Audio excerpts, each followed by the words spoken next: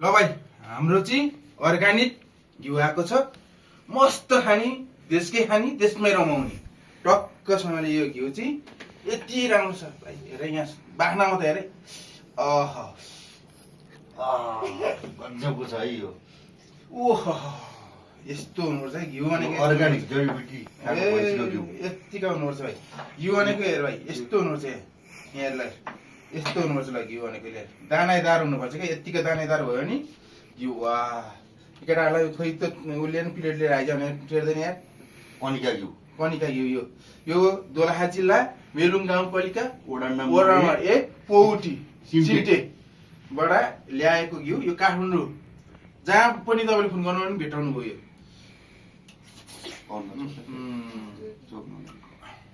ल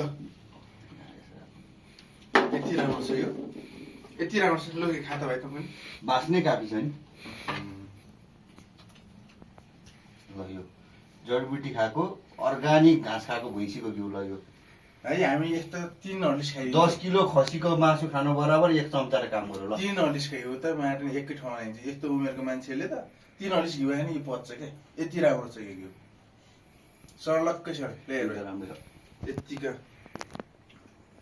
दामी छ। ल भाइ कति हर्लिक्स तपाईँले लिनुभयो? मैले 2 हर्लिक्स त मैले ओके नै गरिसकेको छु। अब अर्को 2 हर्लिक्स घिउ मैले मगाउन थालेको छु। सिद्धिने बित्तिकै अर्डर भइहाल्छ। यो यस्तो राम्रो घिउ आयो,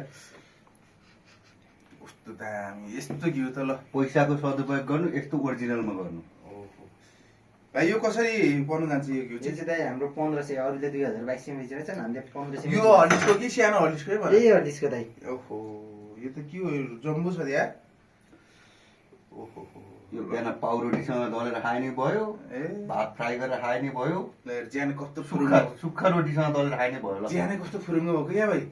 यहाँको कहाँ यस्तो हुन्छ र भाइ? यहाँको त यहाँको मुहाभरि चिप्लो भन्छ।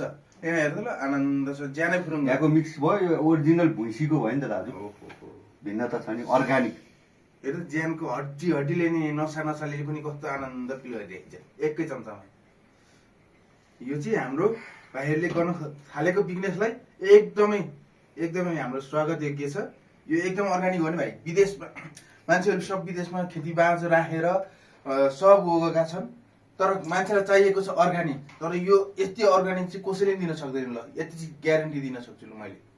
एकचोटि यो भिडियो हेरेर आउने कोही पनि हुनुहुन्छ भने त्यसको जिम्मेवारी म भएँ। ल जिम्मेवारी म भएँ। एकदम राम्रो छ ल भाइ। यो घिउ पनि एउटै हो। हो दाइ, त्यो चाहिँ अब धेरै कलेक्सन अलिकति राखेको स्टक। क्या दामी छ र। देखाइदिनु त दाइ एकचोटि खोलेर खै। बास्ना कस्तो भाइ हेर्न सक्नुहुन्छ है। बास्ना कस्तो राम्रो के भाइ। कोठै म बसाइसक्यो। यतिका चाहिँ हुनुपर्छ। ल गर्ने भयो।